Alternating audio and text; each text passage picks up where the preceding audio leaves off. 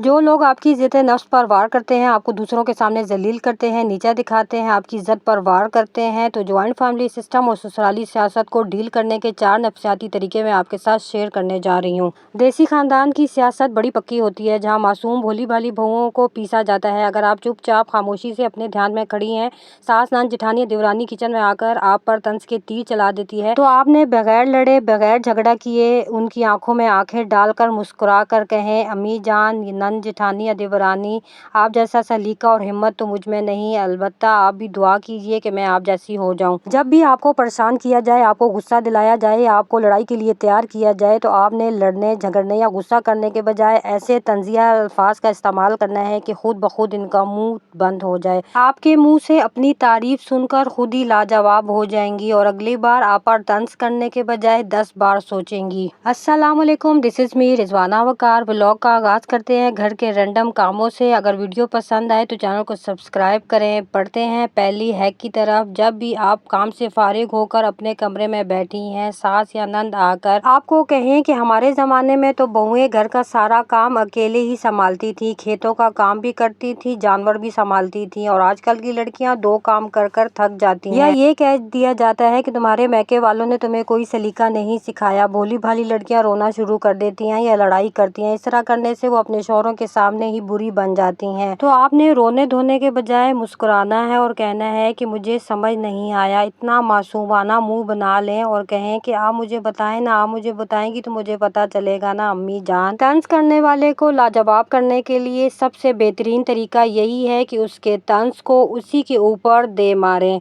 बढ़ते हैं दूसरे हैक की तरफ। मासूम बनकर सवाल पूछना शुरू कर दें। अगर आप किसी फैमिली गैदरिंग में बैठी हैं, देरानी, जेठानी या नंद आकर आप पर तंज करती है, जिसका मतलब भी बहुत गहरा होता है। जैसे आपसे पूछा जाता है कि शादी को 2 साल हो गए हैं, अभी तक कुछ खुशखबरी नहीं सुनाई। यहाँ पर ना तो आपको मुंह बनाना है और ना ही खामोश होना है। इंतहाई मासूमाना चेहरा बना लें, जैसे आपको इनकी बात समझ ही नहीं आई। सबके सामने बोलें कि मुझे समझ नहीं आई इस बात का क्या मतलब है। थोड़ा खुलकर बयान करें ताकि सबको समझ आ जाए।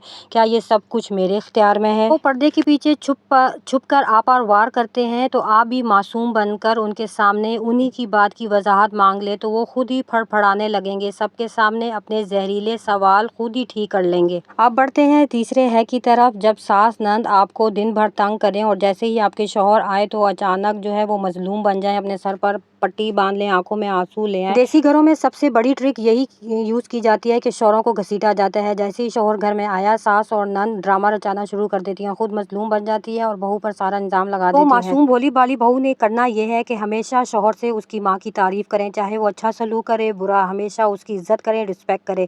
जब सास कान भरने की कोशिश करेगी तो बेटे के दिमाग में यही बात रिपीट होगी, तो मेरी बीवी जो है वो मेरी माँ के साथ मुखलिस है, हमेशा तारीफ करती हैं, अम्मी को शायद कोई गलत फहमी हो गई है। बढ़ते हैं चौथे हैक की तरफ। जब जो है आप अपने कमरे में मौजूद हों, आराम कर रही हों और आपको जो है वो थाली का बैंगन बनाया हुआ हो, आपके सारे दिन भर के कामों पर बहस की जा रही हो, आपका नाम लेकर ये कहा जा रहा हो, तो आपने गुस्सा नहीं करना, खामोश रहना है और इस तरह रिएक्ट करना है कि जैसे आपको इन बातों का पता ही नहीं।